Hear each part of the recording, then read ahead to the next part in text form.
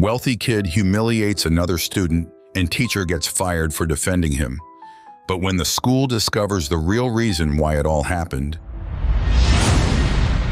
Ms. Roberts sat in her dimly lit classroom after school, the lingering scent of chalk and freshly printed papers filling the air.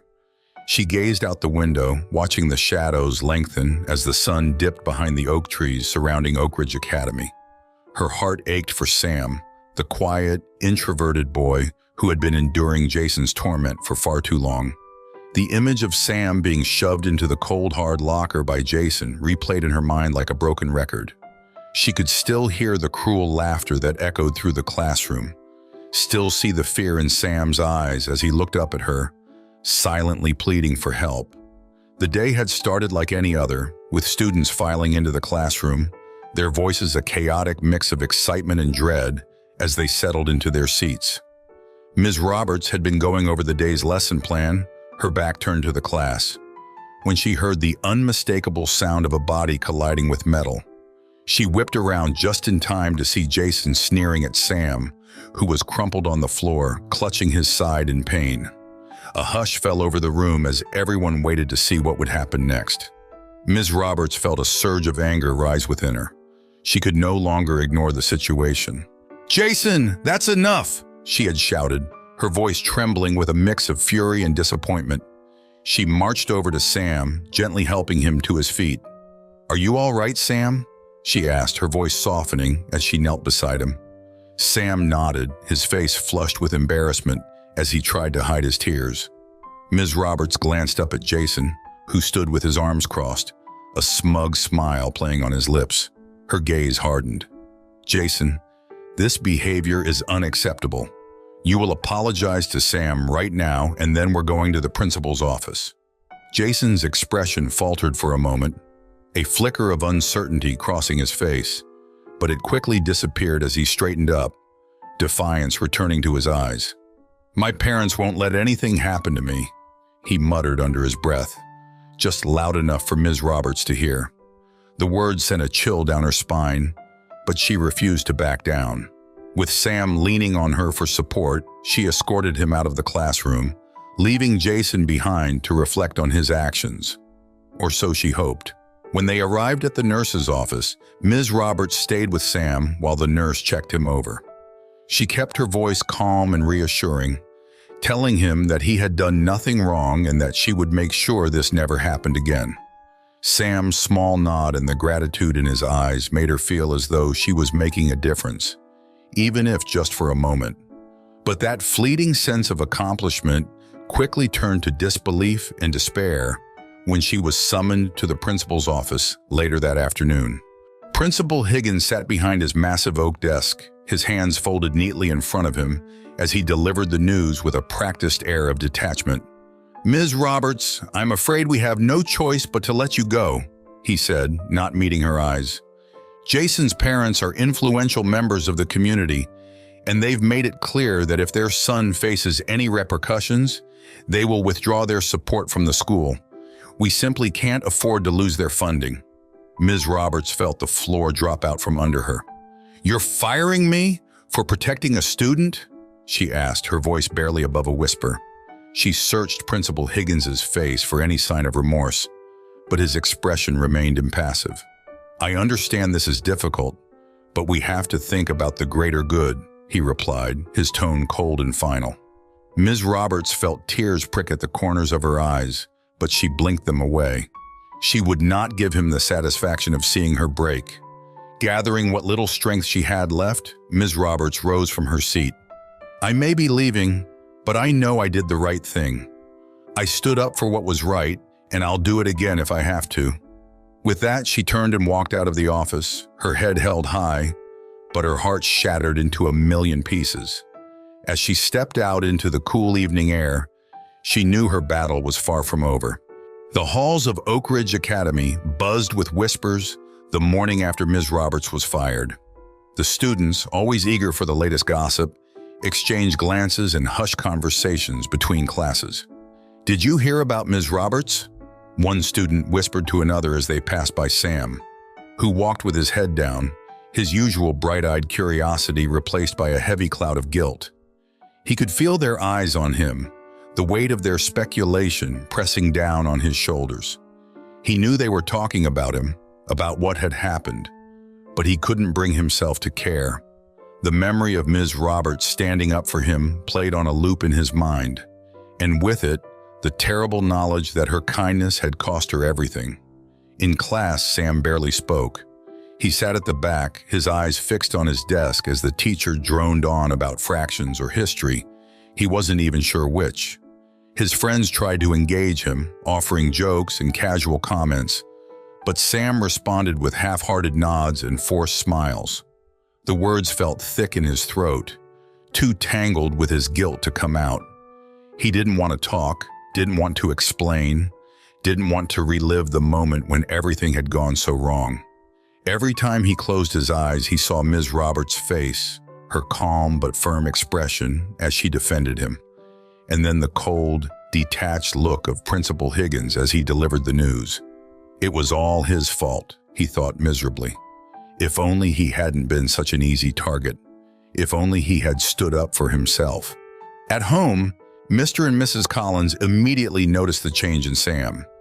He was quieter, withdrawn, and he no longer showed interest in the things that used to excite him. The comic books piled up unread on his nightstand, and his soccer ball, once kicked around the yard daily, now sat untouched by the back door. Concerned, they tried to talk to him, but Sam brushed them off with short, non-committal answers. "I'm fine, Mom," he would say, avoiding her eyes. But his mother knew better. There was a darkness in Sam now, a heaviness she had never seen before, and it worried her deeply. One evening, after another failed attempt to get through to their son, Mr. Collins turned to his wife, frustration etched into his features. "Something's not right, Emily. This isn't just typical teenage moodiness. We need to find out what's going on." Mrs. Collins nodded, her worry mirrored in his eyes. "I agree. He's been like this ever since Ms. Roberts left. He always spoke so highly of her. Maybe there's something more to her leaving than what we've been told." They had heard through the grapevine that Ms. Roberts had been let go suddenly, but the reasons behind it were murky at best. The administration's explanation had been vague, filled with corporate doublespeak that left them more confused than informed. Determined to get to the bottom of it, the Collinses began reaching out to other parents. They started with a few close friends, asking if their children had mentioned anything unusual about school or Ms. Roberts' departure. The responses were mixed. Some parents had heard bits and pieces, others knew nothing at all, but a common theme emerged. Nobody knew the full story. The school's official stance was that it was a personnel matter, and they weren't at liberty to discuss the details. But the secrecy only fueled the rumors, and the more Mr. and Mrs. Collins dug, the more they realized that something was being covered up. Their next move was to organize a small gathering at their home, inviting a group of concerned parents who also felt uneasy about the situation. Over coffee and cake, they shared what little they knew and tried to piece together the puzzle. One parent mentioned hearing that Ms. Roberts had been defending a student, but the details were hazy. Another spoke of how Ms. Roberts had always been a favorite among students, known for her kindness and fairness. The more they talked, the more convinced they became that Ms. Roberts had been wronged. As the evening drew to a close, Mrs. Collins leaned forward, her voice steady but filled with resolve. "We need to do something. This isn't just about Ms. Roberts. It's about our children, about what kind of environment they're growing up in. If the school is willing to sacrifice a good teacher for the sake of money, then what else are they willing to do?" The parents around her nodded in agreement, a fire igniting in their hearts. The Collinses knew that this was just the beginning of their fight for the truth, but they were prepared to see it through, no matter what it took. The Collinses' living room was abuzz with conversation as more parents began to arrive for the hastily arranged meeting. The soft murmur of voices grew louder as people exchanged concerned glances, their faces reflecting the unease that had settled over the community. Mr. Collins stood by the fireplace, watching as friends and neighbors filled the room. It was clear that they weren't alone in their frustration. The school's handling of Ms. Roberts' firing had struck a nerve with many. Mrs. Collins moved through the crowd, offering drinks and trying to reassure the worried parents, though she herself felt a deep, simmering anger beneath her calm exterior. As the room quieted, Mr. Collins cleared his throat and stepped forward, addressing the group. "Thank you all for coming on such short notice," he began, his voice steady but edged with emotion. "We've all heard bits and pieces about what happened to Ms. Roberts. And like many of you, Emily and I have serious concerns about the way the school is handling things. This isn't just about one teacher. This is about the culture at Oak Ridge Academy and how they're prioritizing certain students over others." A murmur of agreement rippled through the room, parents nodding as they exchanged troubled looks. One of the parents, Mrs. Lawson, raised her hand, her face a mixture of sadness and frustration.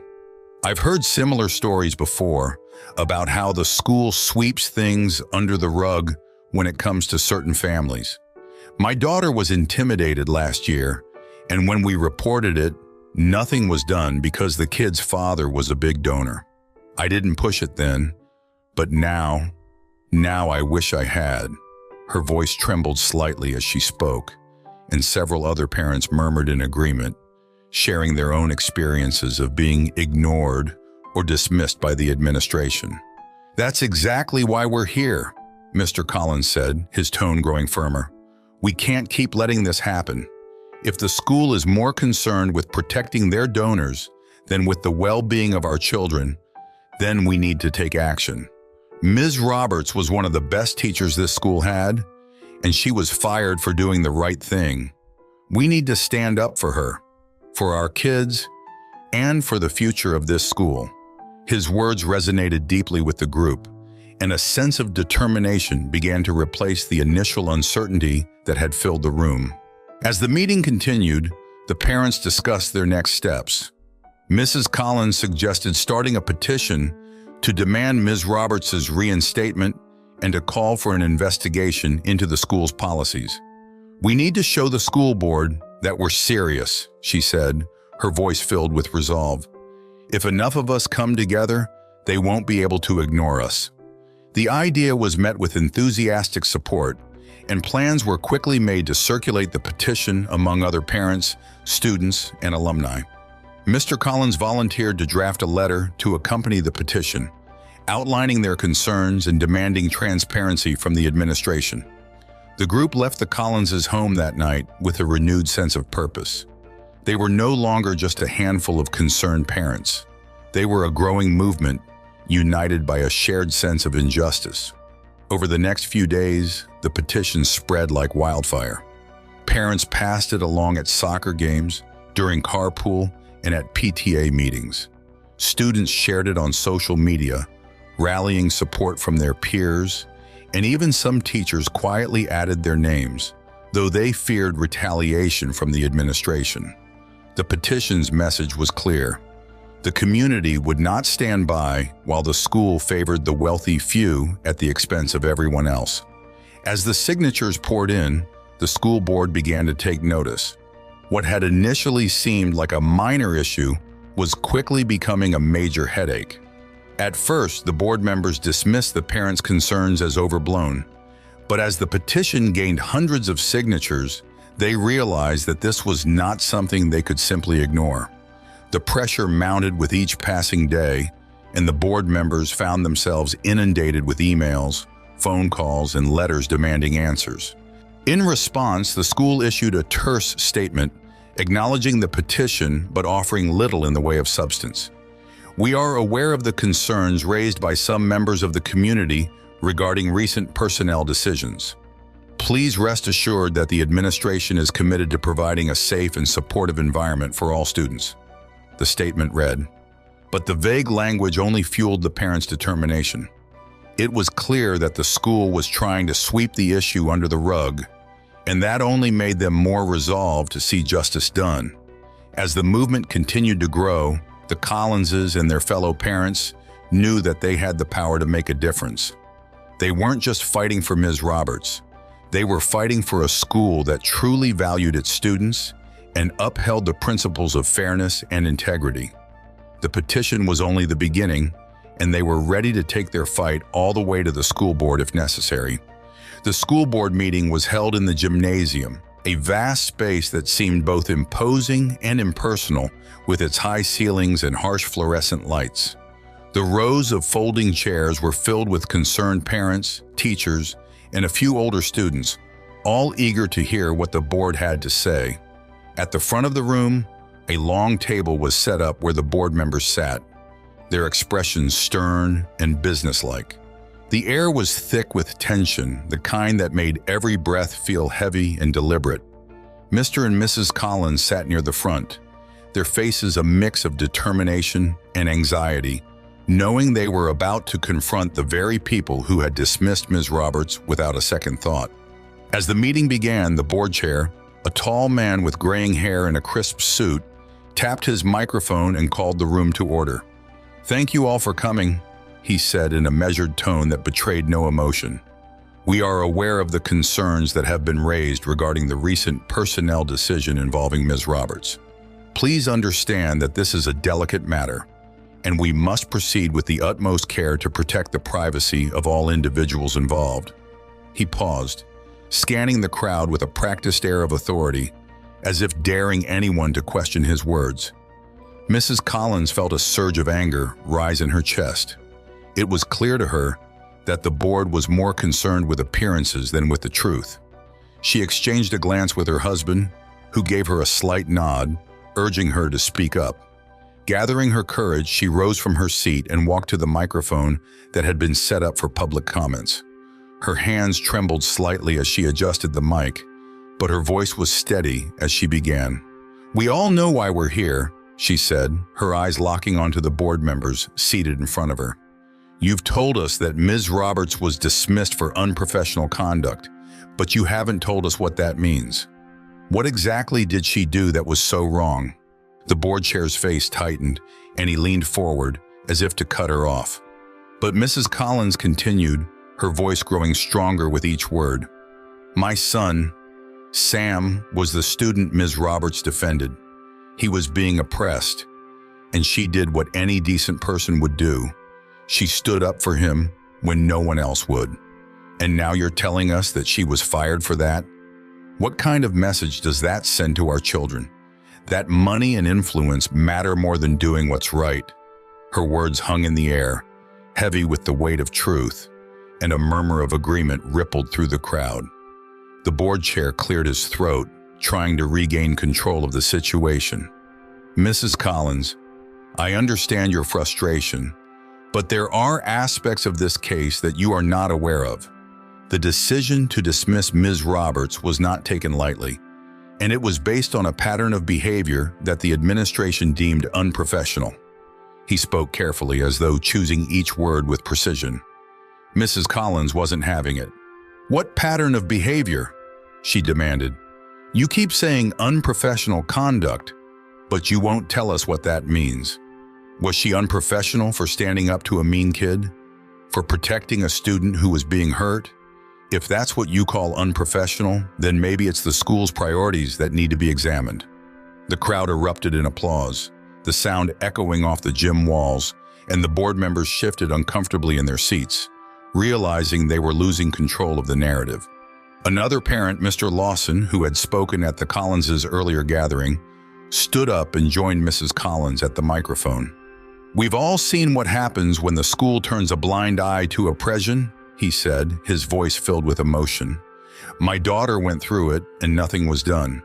Now you're telling us that a teacher who actually tried to make a difference was punished for it? This isn't just about Ms. Roberts. It's about the kind of school we want for our kids. We deserve better than this." The board chair attempted to regain control, but his voice wavered slightly as he spoke. "We will take your concerns into consideration," he said, his tone lacking the authority it once had. "But please understand that personnel matters are complex, and we must balance many factors in our decision-making process." Mrs. Collins seized the moment, her voice ringing out with unwavering conviction. "This isn't just a personnel matter. It's a moral one. You owe it to us, to our children, to be transparent and honest. We won't accept anything less." The crowd roared in agreement, their collective voice demanding justice, and the board members finally realized that this was not a fight they could easily win. The balance of power had shifted, and the parents were no longer willing to be silenced. The day after the explosive school board meeting, the sun had barely risen when the phone rang in the Collins household. Mrs. Collins answered, her voice groggy with sleep. But as soon as she recognized the name on the other end of the line, she sat up straight. It was Linda Hayes, a well-known local journalist who had been covering the meeting. "Good morning, Mrs. Collins," Linda said, her tone brisk and professional. "I was at the board meeting last night, and I have to say what you and the other parents did was impressive. I'd like to ask you a few more questions if you're available. I think there's a much bigger story here, and I'd like to help you tell it." Mrs. Collins hesitated, the reality of the situation suddenly hitting her. This was no longer just a private battle between a group of parents in the school. It was about to become public. But as she thought of Ms. Roberts, who had lost her job for doing the right thing, and of Sam, who had been oppressed and then left to deal with the fallout, her resolve hardened. "Of course, Ms. Hayes," she replied, her voice firm. "I'll answer whatever questions you have. The truth needs to come out." Over the next hour, Mrs. Collins recounted everything she knew, from the incident that had sparked the confrontation to the school board's evasive responses. Linda listened intently, scribbling notes as she occasionally interjected with pointed questions. "And you're sure that the school's decision to fire Ms. Roberts was influenced by the parents of the student who was intimidating your son?" Linda asked, her pen hovering over her notepad. "Absolutely," Mrs. Collins responded, her voice laced with frustration. "It's clear to all of us that the school is more concerned with keeping their wealthy donors happy than with protecting their students." Linda left the Collins' house with a sense of purpose, her mind already racing with ideas for the article. This wasn't just a story about a fired teacher. This was about corruption, about the power dynamics in elite schools, and about the way money could warp justice. By the time she returned to the newsroom, she had already crafted the narrative in her mind.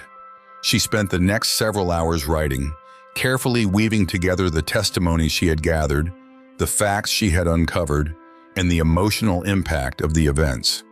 When the article hit the newsstands the next morning, it created a firestorm.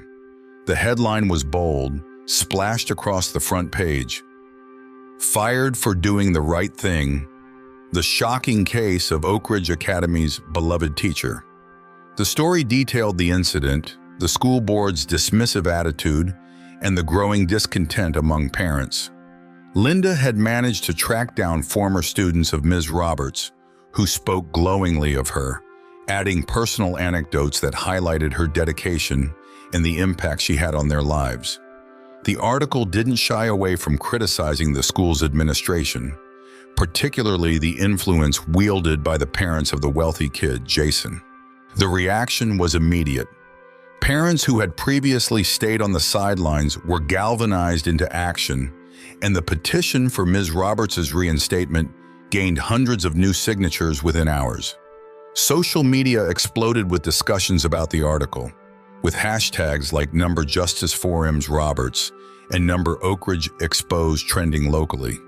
Even those who had no connection to the school were outraged by the story, and the pressure on the school board grew exponentially. The school's administration was caught off guard by the media attention. They had hoped that their vague statements and internal review would be enough to quell the unrest, but now they were facing a full-blown PR crisis. The board members convened in an emergency session, their faces drawn with stress. "We need to get ahead of this," one of the members, a sharp-faced woman with a no-nonsense attitude, said, her voice cutting through the room. "If we don't control the narrative, this will spiral out of our hands." A hastily prepared statement was issued by the board later that day. It was filled with the usual platitudes about their commitment to fairness and transparency, but it also doubled down on the claim that Ms. Roberts had been dismissed for unprofessional conduct. They announced that an internal review was underway and that they would release their findings in due course. However, the statement did little to calm the public. The vague language only deepened suspicions that the school was hiding something, and few were willing to take the board's words at face value. Meanwhile, Mrs. Collins and the other parents were emboldened by the media's support. They quickly organized another meeting, this time to strategize their next steps. The sense of urgency was palpable as they discussed ways to keep the pressure on the board. "We can't let them sweep this under the rug," Mr. Lawson said, his voice filled with determination. "They're counting on us losing steam, but we need to show them that we're in this for the long haul." The group decided to take their fight directly to the community, planning rallies and reaching out to more alumni who might be willing to speak out. They also began preparing for the possibility of legal action, consulting with lawyers about their options. It was clear to everyone in the room that this was more than just a battle for Ms. Roberts' job. It was a fight for the soul of Oak Ridge Academy. The interview with Ms. Roberts was held in her modest, sunlit living room. Linda Hayes, the journalist who had been following the story from the beginning, sat across from her, a small tape recorder on the table between them. The atmosphere was quiet, almost serene, but there was an underlying tension in the air, the weight of unspoken truths waiting to be revealed. Ms. Roberts, a woman in her early 40s with kind eyes and a calm demeanor, looked weary yet resolute. She had kept silent for weeks, wrestling with the emotional toll of her sudden dismissal, but now she was ready to speak out, to tell her side of the story. As the interview began, Linda leaned forward, her tone gentle but probing. "Ms. Roberts, first of all, thank you for agreeing to talk with me today. I know this has been a difficult time for you. Can you start by telling us what happened on the day of the incident with Sam and Jason?" Ms. Roberts took a deep breath, her gaze drifting momentarily to the window, where the afternoon sunlight streamed in. "Of course," she began, her voice steady but tinged with emotion. "Sam is a quiet boy, very bright, but often overlooked by his peers. That day, Jason was relentless. He shoved Sam into a locker, called him names, and humiliated him in front of the entire class. I couldn't just stand by and watch." Her voice grew firmer as she continued, recounting the events that led to her stepping in. "I knew I had to do something. Jason had a history of intimidating other students, but every time I reported it, the administration brushed it aside. They always found a way to downplay his actions, probably because of who his parents are." Ms. Roberts paused, her expression darkening as she recalled the numerous times she had tried to raise the alarm, only to be met with indifference. "This time, I wasn't going to let it slide. I reprimanded Jason in front of the class and took Sam to the nurse. I thought I was doing the right thing." Linda nodded, understanding the gravity of what Ms. Roberts was saying. "And how did the administration respond when you reported the incident?" she asked, her voice carrying the weight of the unspoken accusation. Ms. Roberts sighed, a trace of bitterness in her tone. "When I went to Principal Higgins, I expected him to take action, but instead, I was called into his office later that day and told I was being let go. They claimed I had acted unprofessionally, that I had overstepped my bounds. But I knew the real reason. They didn't want to upset Jason's parents. They were more concerned with the school's funding than with the safety of their students." Ms. Roberts' words hung in the air, each one a damning indictment of the school's priorities. Linda felt the weight of the story pressing down on her, knowing that this interview could be a turning point. "Ms. Roberts, your story resonates with a lot of people, not just because of what happened to you, but because it highlights a larger issue in our education system. What do you want people to take away from this?"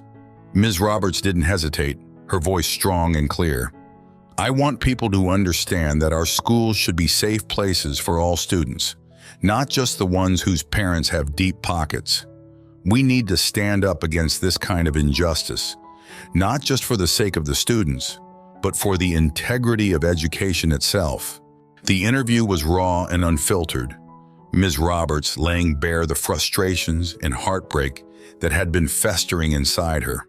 She spoke about her love for teaching, how much she cared for her students, and the pain of being forced out of a job she had devoted her life to. But she also spoke with hope, a belief that change was possible if enough people were willing to fight for it. "I never wanted to be the center of attention," she admitted, her voice softening. "But if telling my story helps to make things right, then it's worth it." Linda could see the emotion in Ms. Roberts' eyes, the resolve to see this through despite the personal cost. The interview ended with a final, poignant statement from Ms. Roberts. "I just want to be back in the classroom, doing what I love. But more than that, I want to see a school where every student is treated with respect, where teachers are supported, and where justice isn't for sale. That's all I've ever wanted." The interview aired the next day, and it quickly became the talk of the town. Ms. Roberts' heartfelt words struck a chord with viewers, many of whom were parents, teachers, and former students themselves. The story spread beyond the local community, drawing attention from larger media outlets and sparking a wider conversation about the influence of money in education. Public opinion shifted even more dramatically in her favor, and the school board found themselves under even greater scrutiny. The carefully constructed facade they had tried to maintain was crumbling, and they knew it. The investigation began quietly, with little fanfare, as a team of independent investigators arrived at Oak Ridge Academy. They were a group of seasoned professionals, carefully chosen to ensure impartiality, each carrying an air of quiet authority. Their presence caused a stir among the faculty and students, a palpable tension that settled over the school like a heavy fog. The investigators moved methodically, starting with Ms. Roberts, whose calm demeanor belied the storm of emotions brewing inside her. As she sat across from the lead investigator, a no-nonsense woman with sharp eyes and a notepad, she recounted the events of that fateful day once more, this time with the knowledge that her words could finally bring about real change. "Tell us about the incident with Sam and Jason," the lead investigator prompted, her pen poised to capture every detail. Ms. Roberts took a deep breath, steadying herself before she spoke. Jason had been targeting Sam for weeks, maybe even months. Sam is a quiet kid, and Jason knew he could get away with it. That day, Jason pushed Sam into a locker and mocked him in front of the class. "I couldn't just stand by and let it happen. I stepped in, reprimanded Jason, and took Sam to the nurse. I reported it to the principal, but instead of addressing the issue, they fired me." The investigator's pen scratched across the paper as she jotted down notes, her expression unreadable.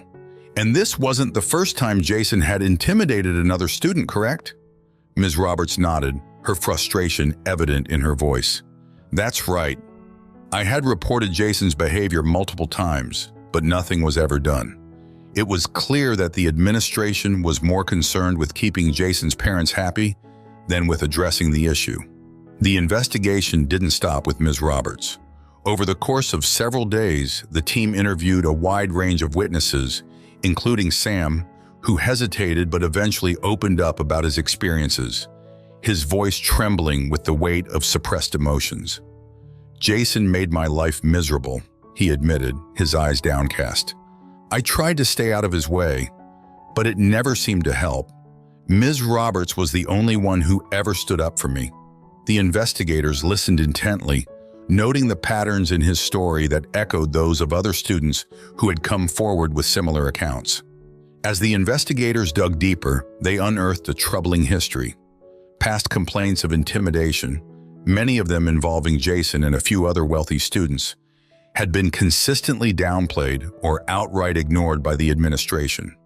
The investigators reviewed internal emails and documents, some of which revealed a clear pattern of favoritism. In one particularly damning exchange, a senior administrator had advised a teacher to handle the situation quietly when a complaint was lodged against a student from a prominent family. Another email showed a school official dismissing concerns about Jason's behavior with a casual, "We don't want to lose their funding." The investigators compiled their findings into a detailed report, each piece of evidence adding another layer to the damning portrait of the school's administration. The report highlighted not only the failure to address intimidation, but also the systemic issues that allowed wealthy families to exert undue influence over school policies. It became clear that the administration had consistently prioritized financial contributions over the well-being of its students, creating an environment where certain students were above the rules. When the investigation was nearing its conclusion, the school board was summoned to a private meeting with the lead investigator. The mood in the boardroom was tense as the investigators presented their findings, laying out the evidence in a series of stark, unambiguous statements. The board members, who had initially hoped to contain the situation, now found themselves confronted with the undeniable truth. They exchanged uneasy glances, the weight of the investigation's findings pressing down on them like a suffocating blanket. "This report leaves no room for interpretation," the lead investigator stated firmly, her gaze sweeping across the room. "There is a clear and troubling pattern of favoritism, and the school has failed in its duty to protect its students." Ms. Roberts' dismissal was not only unjust, but indicative of a broader issue within your administration. The question now is how you intend to address this and restore trust within your community. The board members sat in stunned silence, the reality of their situation sinking in. The reputation of Oak Ridge Academy, once a source of pride, was now tarnished by scandal. The parents and students they had hoped to placate were unlikely to be satisfied with anything less than significant changes. The realization hit them hard. Their next steps would determine the future of the school, and any misstep could lead to further damage, both to their credibility and to the institution itself. The parents' group gathered at the Collins' home one last time before presenting their proposal to the school board. The mood was a mixture of determination and anxious anticipation. They knew the board was under immense pressure due to the damning findings of the investigation. But they also understood that this was their chance to ensure meaningful change at Oak Ridge Academy. Mrs. Collins stood at the front of the living room, her voice clear and confident as she reviewed the final draft of the proposal with the group. "We need to be united when we present this," she emphasized, her eyes sweeping across the room to meet each parent's gaze. "This isn't just about getting Ms. Roberts her job back. It's about creating a safer, fairer environment for all our children. We have to make it clear to the board that we won't settle for anything less." The parents nodded in agreement, the gravity of the moment reflected in their expressions. They had worked tirelessly to craft a proposal that was both comprehensive and firm, balancing the immediate need for justice with long-term solutions that would prevent such an injustice from happening again. The proposal outlined three main demands. First, the immediate reinstatement of Ms. Roberts, along with a public apology from the school board acknowledging the wrongful nature of her dismissal. Second, a commitment to implementing new policies that would ensure all students were treated equally, regardless of their family's wealth or influence. This included mandatory training for staff on handling cases and a zero-tolerance policy for any form of favoritism.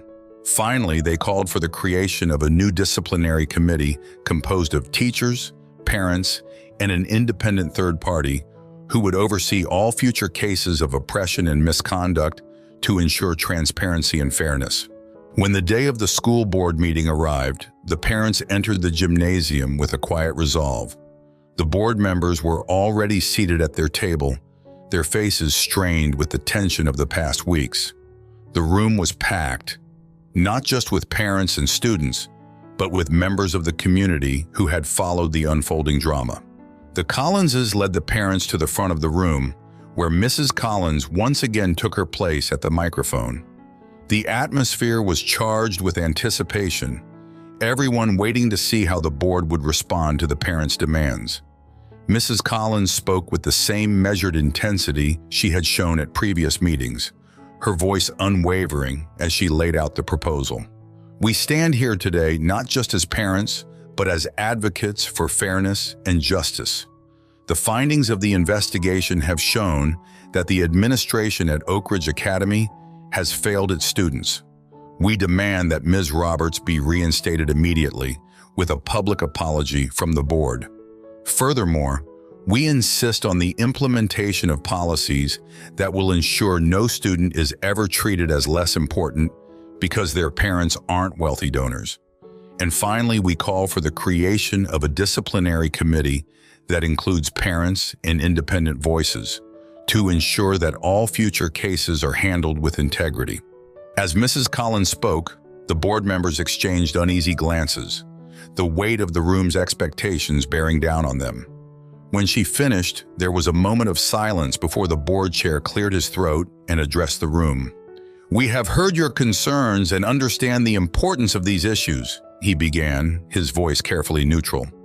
"The board has reviewed your proposal and, after much consideration, we are prepared to agree to most of your demands. Ms. Roberts will be reinstated immediately, and we will issue a public statement acknowledging her contribution to the school." A ripple of relief and satisfaction spread through the crowd, but the board chair wasn't finished. "However," he continued, "while we will commit to reviewing and strengthening our policies regarding student treatment and disciplinary procedures, we cannot admit to any wrongdoing on the part of the administration. The measures we are agreeing to are about moving forward and ensuring a positive environment for all students." The parents exchanged looks, a mix of victory and frustration on their faces. They had expected the board to resist admitting fault, but it still stung to hear it so plainly stated. Still, Mrs. Collins knew they had achieved something significant. "We appreciate the board's willingness to take these steps," she said, her tone measured but firm. "But let me be clear, this is only the beginning. We will hold you accountable to these promises, and we will continue to push for a school that truly reflects the values of fairness and integrity that Oak Ridge Academy claims to uphold." With that, the meeting concluded. The parents had secured a crucial victory, but they were also aware that the road ahead would require vigilance and continued effort. As they left the gymnasium, there was a palpable sense of accomplishment among them.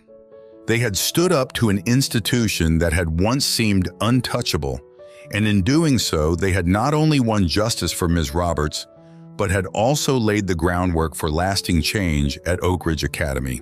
The morning after the school board's announcement, the campus of Oak Ridge Academy was buzzing with a strange mix of relief and lingering discontent. The air was crisp, carrying the scent of freshly cut grass and the distant chatter of students who were just beginning to process the news. The board had finally relented, issuing a public statement that acknowledged Ms. Roberts' reinstatement and the implementation of new policies. Yet the words on paper felt hollow to many. As the students filed into their classrooms, the undercurrent of tension was palpable, a reminder that while one battle had been won, the war was far from over. The statement itself had been carefully crafted, each sentence weighed and measured to convey a sense of resolution without conceding too much. "In light of recent events," it read, "the Oak Ridge Academy Board of Trustees has decided to reinstate Ms. Roberts to her position, recognizing her valued contribution to our educational community. We are also committed to adopting new measures to ensure a safe, inclusive environment for all our students. These decisions reflect our dedication to upholding the highest standards of fairness and integrity." Yet even as the words praised inclusivity and safety, there was a distinct lack of acknowledgement that any wrongdoing had occurred. The complexity of the situation was emphasized repeatedly, as though to obscure the simple truth that many in the community already knew. Ms. Roberts herself read the statement in the quiet of her home, the weight of its careful ambiguity pressing down on her. The board's refusal to admit they had been wrong stung, but she knew this was how institutions often operated, deflecting blame even when the evidence was undeniable. Still, she couldn't help but feel a flicker of triumph. After weeks of uncertainty and public scrutiny, she was being reinstated, and the policies she had long advocated for were finally being put in place. As she prepared for her return to the classroom, she felt a complex blend of emotions. Relief, yes, but also a deep-seated frustration that this victory was only partial, that the real work was just beginning. The community's reaction to the board's statement was swift and divided. Some parents were content with the outcome, eager to move on and return to a semblance of normalcy. They saw Ms. Roberts' reinstatement and the new policies as significant wins, a sign that their efforts had borne fruit. But others were less forgiving, their anger simmering just beneath the surface. "This isn't over," Mrs. Lawson said to a group of parents after reading the statement. Her voice was laced with determination. "They think they can just gloss over the fact that they wrongfully terminated a teacher and expect us to be satisfied with vague promises? We need real accountability." As the days passed, the campus became a microcosm of the larger debate. Students whispered in the hallways, teachers exchanged wary glances in the faculty lounge, and parents continued to meet in small groups, strategizing their next moves. The tension was most evident during a special assembly called by the school to address the recent events. The gymnasium, packed with students, parents, and faculty, was eerily quiet as the head of the school delivered a speech meant to reassure the community. But even as he spoke of unity and moving forward, the words seemed to hang in the air, disconnected from the reality that everyone had lived through. Ms. Roberts sat near the front of the gym, flanked by a few of her fellow teachers. She listened intently, her hands folded in her lap, a slight frown creasing her brow. The speech was exactly what she had expected: diplomatic, cautious, and ultimately unsatisfying. It was clear that the school was trying to repair its image, to draw a line under the controversy and carry on as though nothing had changed. But Ms. Roberts knew that something had changed. The students had seen their school's priorities laid bare, and the trust that had been shattered wouldn't be easily rebuilt. After the assembly, students approached Ms. Roberts hesitantly, offering words of support.